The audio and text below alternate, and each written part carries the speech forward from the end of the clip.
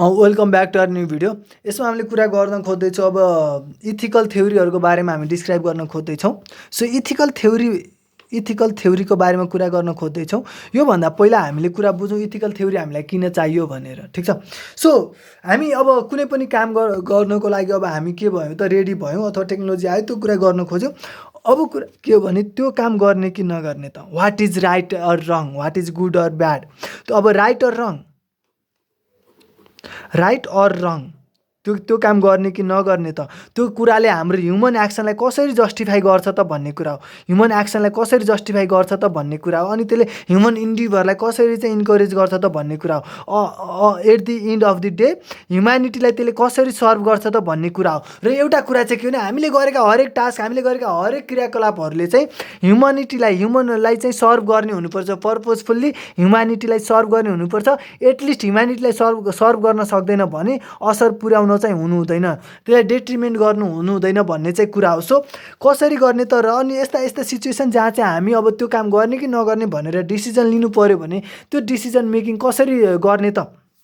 हामीले different scenario हेऱ्यौँ जहाँ चाहिँ हामीले एउटा केस हेऱ्यौँ जहाँ चाहिँ उसले अब सफ्टवेयर चाहिँ आफ्नो कपी गरेर आफ्नो साथीलाई दिएको छ। त्यतिखेर उसले त्यो कपी गर्नु, उसलाई पनि थाहा छ कि प्रोप्राइटरी हुन्छ र त्यो गर्नु इलिगल हो भने त्यतिखेर उसले त्यो डिसिजन कसरी ट्याकल गर्ने, यो त उसको इन्डिभिजुअल डिसिजनको कुरा भयो। यस्तो सिचुएसन आउँछ जहाँ चाहिँ तपाईँको डिसिजनले प्रोफेसनल्ली तपाईँले इन्डिकेट गर्ने तपाईँको प्रोफेसनल ग्रुपलाई पनि इन्डिकेट गर्छ। यसको मतलब मैले भन्न खोजेको, तपाईँले गर्ने एक्सनले, तपाईँले गर्ने डिसिजनले चाहिँ तपाईँको होल कम्युनिटीलाई नै बुझाउन पनि सक्छ। हो, त्यो कुरालाई चाहिँ कसरी हामीले युजफुल गर्ने त भन्ने कुरा हो। यी कुराको लागि हामीले इथिकल थ्योरीहरू बुझ्नुपर्छ सुरुमा, कि कसरी गरिँदै आएको छ र कसरी गरिन्छ। अनि गरी इथिकल थ्योरीहरूले के भन्छन् जसले चाहिँ हामीलाई डिसिजन मेकिङमा हेल्प गर्छन्। यसको लागि हामीले डिफ्रेन्ट थ्योरी हेर्नेछौँ। सुरुमा हामीले हेर्नेछौँ इथिकल रिलेटिभिजम हेर्नेछौँ। त्यसपछि हामीले हेर्नेछौँ युटिलिटारियनिजम अनि हामीले हेर्नेछौँ डियोन्टोलजिकल थ्योरी हेर्नेछौँ। र यी कुराहरूले चाहिँ हामीलाई डिसिजन मेकिङमा कसरी हेल्प गर्छ। र अनि यो चाहिँ इम्पोर्टेन्ट छ ताकि हामी प्रोफेसनल इथिक्स हेर्नेवाला छौँ। अब त्यो भन्न खोजेको हामी अब चाहिँ इथिक्स भनेको ह्युमन एक्सनलाई चाहिँ गाइडलाइन्स गर्ने, human action should be aligned with the ह्युमन बिङ्सलाई चाहिँ उस गर्ने हुनुपर्छ, ह्युम्यानिटीलाई सर्भ गर्ने टाइपको हुनुपर्छ। अब हामी प्रोफेसनल्ली काम गर्दै गर्दा हामीले यदि त्यस्तो सिचुएसनहरू अराइज भयो, त्यस्तो सिचुएसनहरू इन्काउन्टर गऱ्यौँ जसले चाहिँ ह्युमन पर्पजलाई चाहिँ असर गर्छ भने त्यस्तो वालामा हामीले डिसिजन कसरी लिने त, त्यसको लागि त्यो इथिक्स भनेको प्रोफेसनल इथिक्स भयो। र त्यसमा हामीलाई डिसिजन मेकिङमा हेल्प गर्नको लागि हामीले यी इथिकल थ्योरीहरूको नै युज गर्नेछौँ। त्यसको लागि हामीलाई युजफुल छन्। सो लेट्स बिगिन विथ, सबभन्दा पहिला हामीले एउटा कुरा बुझ्नुपर्ने हुन्छ कि फिलोसफिकल इथिक्स भनेको के हो। त्योभन्दा पहिला हामीले एउटा टर्म बार युज गर्नेछौँ र कुरा बुझ्नुपर्ने हुन्छ, डिस्क्रिप्टिभ एन्ड नर्मेटिभ क्लेम्स। सो त्यसको बारेमा हेरौँ कि डिस्क्रिप्टिभ र नर्मेटिभ क्लेम भनेको के हो त। डिस्क्रिप्टिभ भनेको, okay, very good. So descriptive statements are that describe a state of affairs in the world. त्यो चाहिँ डिस्क्रिप्टिभ हुन्छ, वर्णनात्मक हुन्छ नेपालीमा भन्यो भने। मतलब त्यसले चाहिँ state of the affairs in the वर्ल्डलाई चाहिँ जनाउँछ। जस्तो के छ दुनियाँमा, के भइरहेछ, कसरी गर्छन् मान्छेले भन्ने कुरा जनाउँछ। कसरी हुनु पर्थ्यो होइन, यसरी गरिनुपर्छ होइन कि यस्तो छ है, यस्तो भइरहेछ। भाइ मान्छेले कपी गरिहाल्छ नि सफ्टवेयर, भाइ मैले त कति क्र्याक सफ्टवेयर युज गरेको छु भने जस्तो। मतलब हो, यस्तो टाइपको हुन्छ। जस्तो car is in the drive हो, के छ अहिलेको रियल स्टेटमा के छ भन्ने कुरा जनाउँछ। हामी पढ्दै चाहिँ अझै बुझिन्छ। India is south of Nepal, India नेपालको साउथमा छ। एक्चुअलमा यो चाहिँ फ्याक्टफुल जस्तो हुन्छ। The majority of individuals who access pornography websites are males between ages of 14 to 35। यो चाहिँ एउटा डाटा बोले जस्तो भयो। These statements describes what human being thinks and do. हामी ह्युमन बिङ्सले के कुरा सोच्छ र गर्छ भन्ने कुरा चाहिँ यो स्टेटमेन्टहरूले बुझाउँछ। These are descriptive claims are empirical claims यो सेन्समा कि ती स्टेटमेन्टहरूलाई भेरिफाई अथवा फल्स प्रुभ गर्न सकिन्छ by examining state of affairs. मतलब त्यो जुन स्टेट अफ अफेयर्स उसले डिस्क्राइब गर्दैछ त्यो स्टेट अफ अफेयर्सलाई हामीले एक्जामाइन गरेर त्यो इम्पिरिकल क्लेम्स हो, त्यो डिस्क्रिप्टलाई हामीले प्रुफ अथवा डिसप्रुफ गर्न सकिन्छ। For example the car is in the driveway भनेको छ, त्यो कुरा भनेको त त्यो कार हेरेर थाहा पाउन सकिन्छ कि त्यो ड्राइभवेमा छ कि छैन। India is south of Nepal भनेको छ, हामीले नेपाल र इन्डियाको बारेमा बुझेर अनि इन्डिया चाहिँ साँच्चै नेपालको साउथमा पर्छ कि पर्दैन हामीले स्टडी गर्न सकिन्छ र त्योबाट हामीले प्रुभ गर्न सकिन्छ। हो, एउटा कुरा चाहिँ के भने descriptive claims can be proved verify or false prove, त्यो या त हो या त होइन भनेर छुट्याउन सकिन्छ। हो सजिलो नहोला, त्यो कुरा प्रुभ गर्नको लागि सजिलो नहोला, भेरिफाई अथवा डिस्कन्फर्म गर्न सजिलो नहोला, तर इट इज पोसिबल भन्ने कुरा हो कि डिस्क्रिप्टिभ क्लेम्सलाई चाहिँ भेरिफाई गर्न अथवा डिस्प्रुभ गर्नलाई पोसिबल चाहिँ छ। यदि हामीले डिस्क्रिप्टिभ हामीले अब्जर्भेसन सर्वे या मान्छेलाई सोधेर लिन सकिन्छ। डिस्क्रिप्टिभ क्लेमले what is right or wrong भनेर भन्दैन।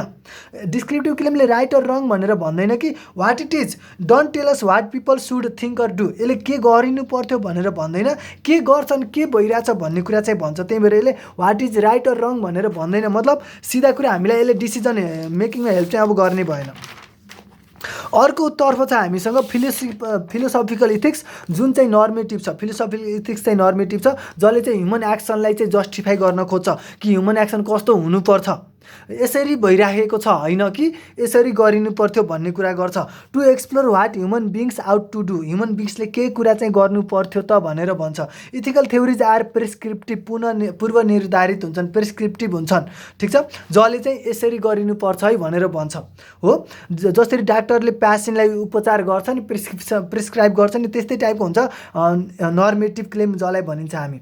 Try to provide an account of why certain types of behaviour are good or bad, right or wrong भनेर यसले चाहिँ एउटा तरिका दिन खोज्छ। त्यही भएर अब हामीले जुन इथिकल थ्योरीहरू पढ्छौँ दिज आर अल नर्मेटिभ, किनभने हामीले कुरा बुझ्यौँ कि डिस्क्रिप्टिभले हामीलाई डिसिजन मेकिङमा उस हेल्प गर्दैन। त्यही भएर यसलाई हामीले भ्यालु जजमेन्ट्स पनि मान्दैनौँ, डिस्क्रिप्टिभलाई नर्मेटिभलाई मान्छौँ, किनभने यसले हामीलाई राइट या रङ भनेर एउटा तरिका दिन्छ, कुन चाहिँ राइट या रङ भनेर छुट्याउनको लागि तरिका दिन्छ।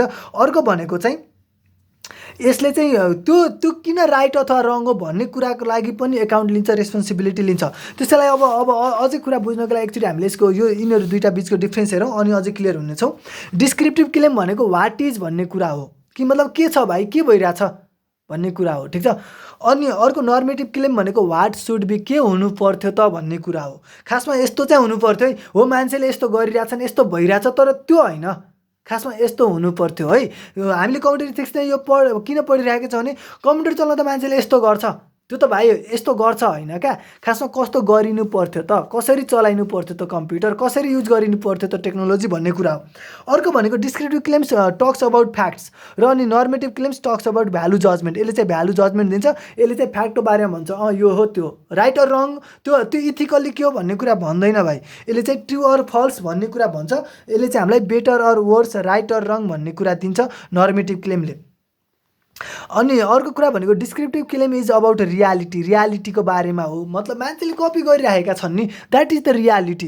अर्को नर्मेटिभ क्लेम भनेको आइडियल वर्ल्ड हो कि यस्तो हुनु पर्थ्यो है, र हाम्रो टार्गेट जहिले पनि हो कि यदि त्यो रियालिटी चाहिँ आइडियल वर्ल्डसँग म्याच गराउनु पऱ्यो, मतलब त्यो यस्तो हुनु पर्थ्यो है, that is the ought to do भन्ने जस्तो कुरा हो, सुड बी भने जस्तो।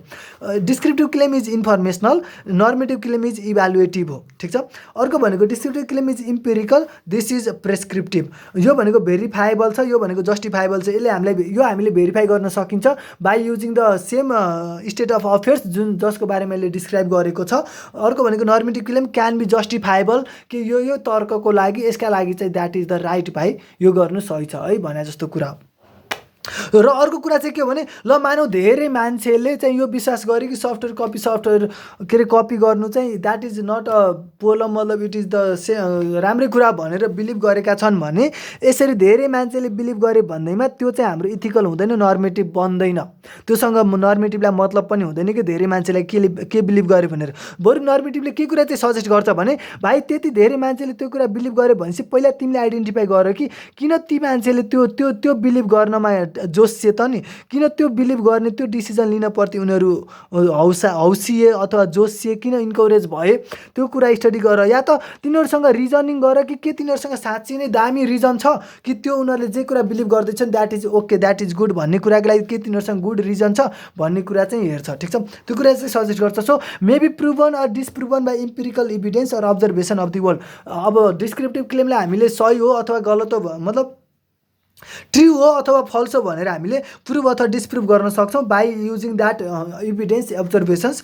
नर्मेटिभ claim can not be proven or disproven. यसलाई चाहिँ प्रुभ अथवा डिस्प्रुभन गर्न सकिँदैन इम्पिरिकल अब्जर्भेसन्सको आधारमा कि द्याट इज जस्टिफाएबल हो। सो यो थियो डिस्क्रिप्टिभ र नर्मेटिभ क्लेमको बारेमा। तपाईँ अब चाहिँ कुरा बुझ्नुभयो होला। अब एउटा कुरा चाहिँ हमेसा याद दिनुहोस् कि हामीलाई इथिकल थ्योरीहरू जुनहरू हामीले अब कुरा गर्ने छौँ तिनीहरू भनेको नर्मेटिभ क्लेम छन् जसले चाहिँ हामीलाई डिसिजन मेकिङमा हेल्प गरून्।